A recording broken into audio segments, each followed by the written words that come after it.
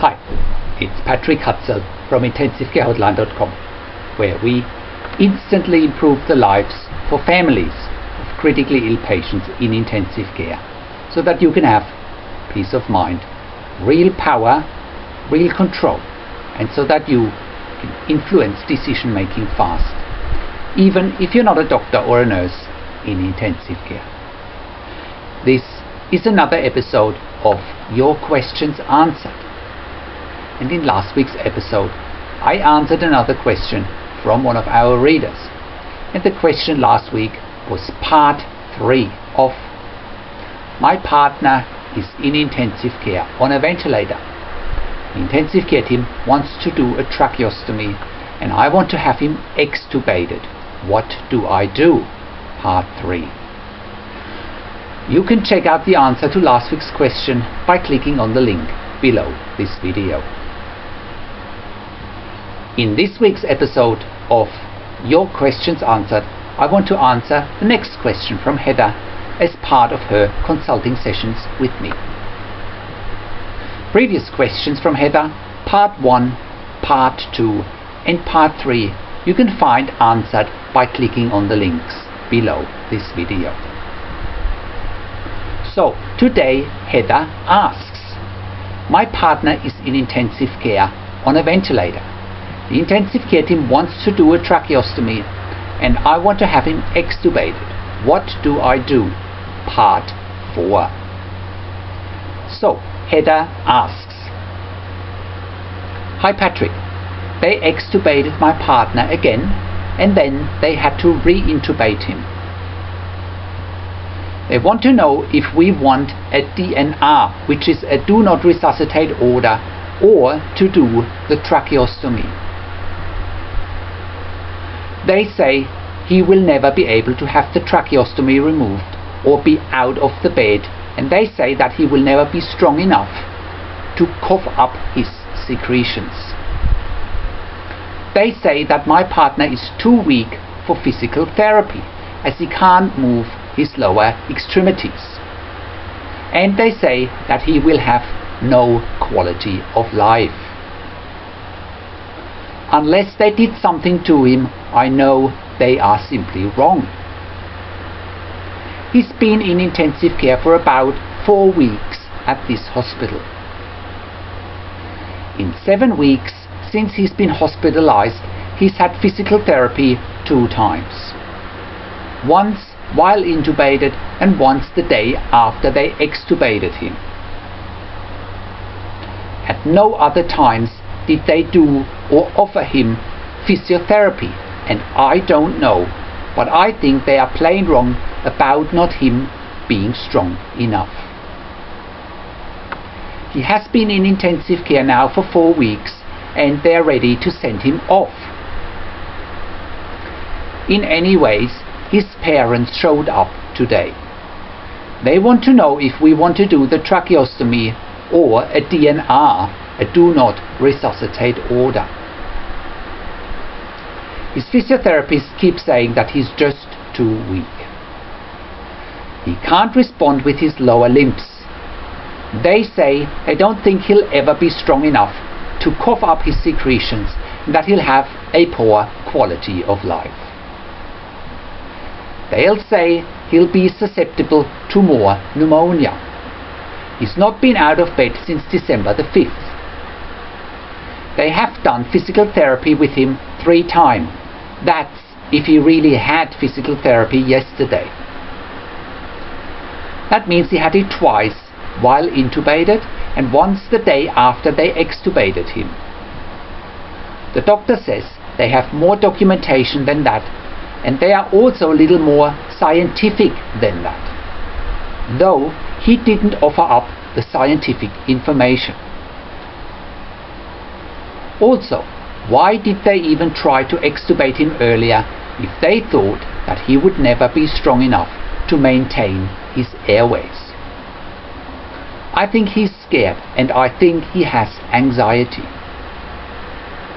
I think until the sedation wears off and the meds get out of his system and until the physiotherapy gets going, they won't know that. his dad is giving consent for the tracheostomy today. Do you think he'll never recover from this, really? Many thanks from Heather. Hi Heather. I'm again very sorry to hear what you are currently experiencing. I know that this must feel like a nightmare to you that will never end. It's typical that the intensive care team is quick in painting a negative and doom and gloom picture. There is, from what I can see, absolutely no reason why he can't have the tracheostomy removed after it's been inserted. It's also not overly surprising that the intensive care team is saying that your partner won't have any quality of life. And I will explain more about quality of life later and what it really means. You need to, once again, dig really deep and ask yourself what the positioning of the intensive care team, and more importantly, the positioning of your loved ones, prognosis and diagnosis by the intensive care team really means. Does it mean that they are not prepared to try hard and give your partner the best care and treatment to get him the tracheostomy and then go and wean him off the ventilator? If they say so, they need to be very specific and explain to you in detail why they think that they can't wean him off. So does the intensive care team even have a limited mindset? And don't they believe that they can help your partner? It's a question you really should ask yourself. Also, why do they suggest a DNR or a do not resuscitate order? Is it because they don't want to invest the resources, including their emotional resources, to do whatever it takes to get your partner out of intensive care alive? Is it because they don't view your partner as a good business case, and they're worried that if your partner will be in intensive care for a prolonged period of time, that they won't meet their budget targets? Also, Heather, are they currently experiencing a high demand on their precious and in-demand intensive care beds? For example, if they have other patients awaiting admission to intensive care that the intensive care team views as more interesting, more viable, and if they perceive other patients to be in and out of intensive care quicker, it tends to give them more revenue, and short-stay patients are often more interesting to deal with from an intensive care team's perspective, rather than dealing with a long-term ventilated tracheostomy patient who has a partner who is quote-unquote difficult and demanding, because that's how you're probably perceived by the intensive care team. Also, Heather, you shouldn't underestimate the intensive care team's agenda. It often goes way beyond your critically ill loved one's prognosis and diagnosis. Next, as I have mentioned to you before, the intensive care team tends to have massive interests in medical research, and if they think that there are other, more interesting patients that they can enroll into a medical research study, which often attracts hundreds of thousands, if not millions of dollars per year in funding, they want to focus on other patients that they can enroll into a medical research study. Next, Heather, let's look at quality of life. Quality of life, I believe, is a term that is being overused by intensive care teams without them actually really knowing what quality of life really means. Let's put things in perspective here. Intensive care teams are the experts in intensive care. They are the experts of saving people's lives, curing them, and get them out of intensive care in a better condition than they have been before they came to intensive care. In some instances, around 6 to 10% of all of ICU admissions, the intensive care team has the role to accompany a patient when they are approaching their end of life. That's what intensive care teams do. Again, intensive care teams are the experts in intensive care when it comes to critical illness. They are not the experts when it comes to quality of life. So why do I say this? I say this because as soon as a patient has left intensive care, the intensive care team has absolutely no clue what's happening with this particular patient. There is no follow-up. They have absolutely no idea how a patient and or their families after intensive care experience quality of life.